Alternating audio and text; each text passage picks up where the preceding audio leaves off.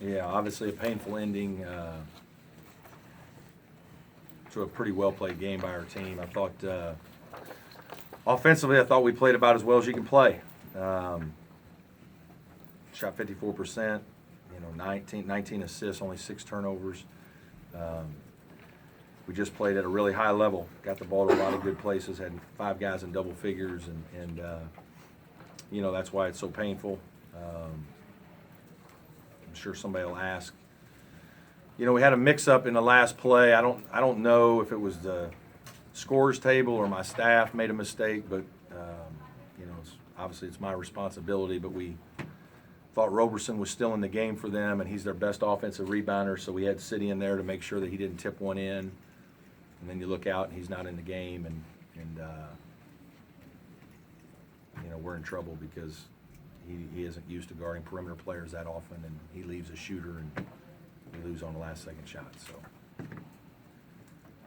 unfortunate. Feel awful for my players. Questions? Question, John.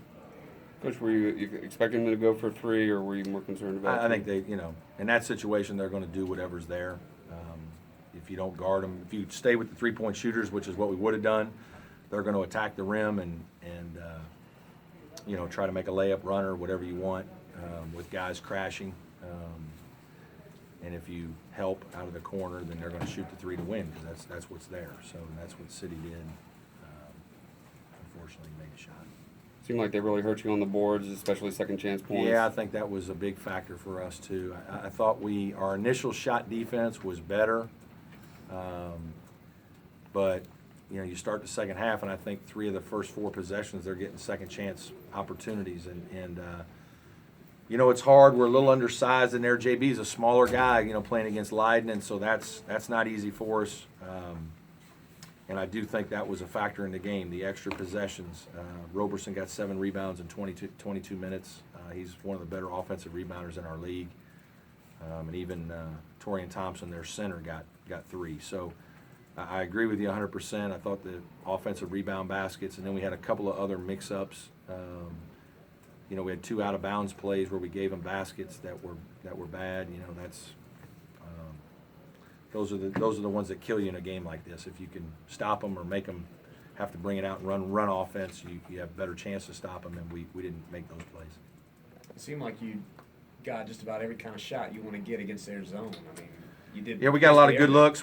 I thought we mixed a lot of different things to try to give them different looks. I thought our kids made some tremendous plays, especially when it got tight.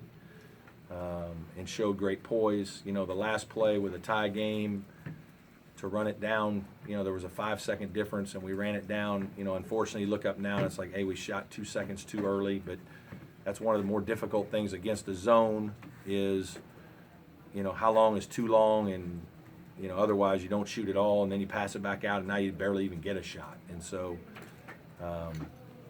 yeah, it was really disappointing. We execute that perfect. We get it to Dante. He turns and makes a great shot. And unfortunately, there's 7 seconds left, and we don't finish the game.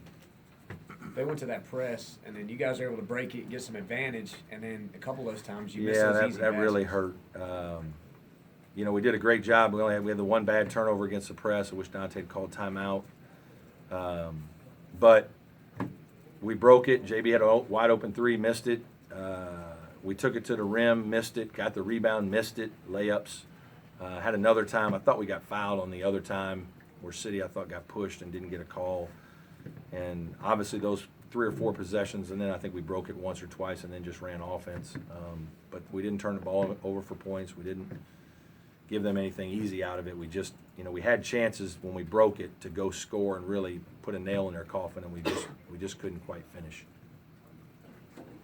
What do you say to your guys to keep their confidence up going into the last stretch of the season? It's hard because you're just mentally and emotionally invested so much in this one, and we just got to bounce back. It doesn't go away. The only way you make better is you just got to find a way. And this one hurt obviously a lot because we played well too. Like we've had probably 4 games this year in the league where we've played well, and we haven't played great, but we've played well.